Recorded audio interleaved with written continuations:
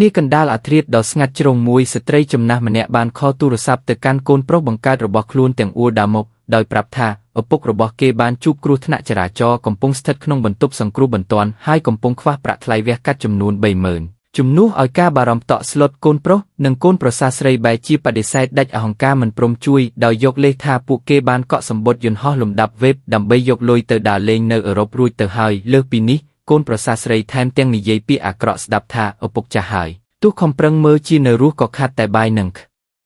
យល់ដកដង្ហើមដែរនៅពេលដែលម្ដាយចំណាស់កំពុងតតម្រិះនិងអស់សង្ឃឹមស្រាប់តែមានជាងជួសជុលឡានម្នាក់ដែលជាអតីតកូនជាងរបស់ប្តីគាត់បានចេញមុខមកជួយដោយនឹកឃើញដល់គុណបំណាច់ដែលគ្រូធ្លាប់ជួយសង្គ្រោះជីវិតខ្លួនមិនឲ្យដាច់ពោះស្លាប់កាលពីអតីតកាលកូនជាងដកតញ្ញោរូបនេះបានសុខចិត្តយកលុយថ្លៃឈ្នួលតូបកន្លះឆ្នាំនិងទ្រព្យសម្បត្តិខ្លួនមានទៅបញ្ចាំដើម្បីប្រមូលលុយមកសង្គ្រោះគ្រូរបស់ខ្លួនភ្លាម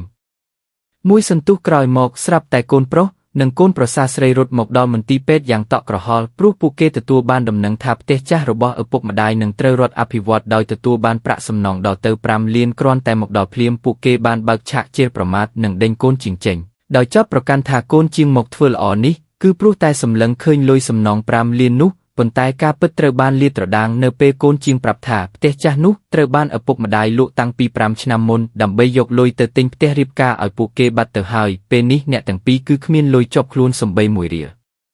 គ្រាន់តែដឹងថាឪពុកម្ដាយលែងមានលុយនឹងទ្រព្យសម្បត្តិភ្លាមប្តីប្រពន្ធលោភលន់ទាំងពីរក៏ប្រែមុខជាថ្មីរួចប្រញាប់រៀបចំខ្លួនដើរចេញពីមន្ទីរពេទ្យវិញដោយទុកឲ្យយាយតាចាស់ទាំងពីរប្រឈមមុខនឹងសេចក្តីស្លាប់ដោយមិនខ្វល់ខ្វាយ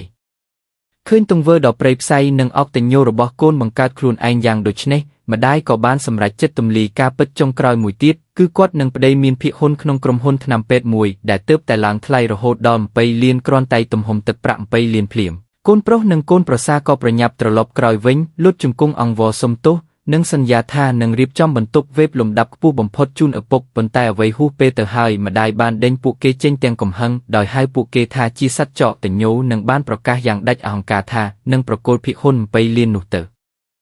ជាងជួសជុលឡានដែលហ៊ានលះបង់គ្រប់យ៉ាងដើម្បីជួយសង្គ្រោះប្តីគាត់តែម្នាក់គត់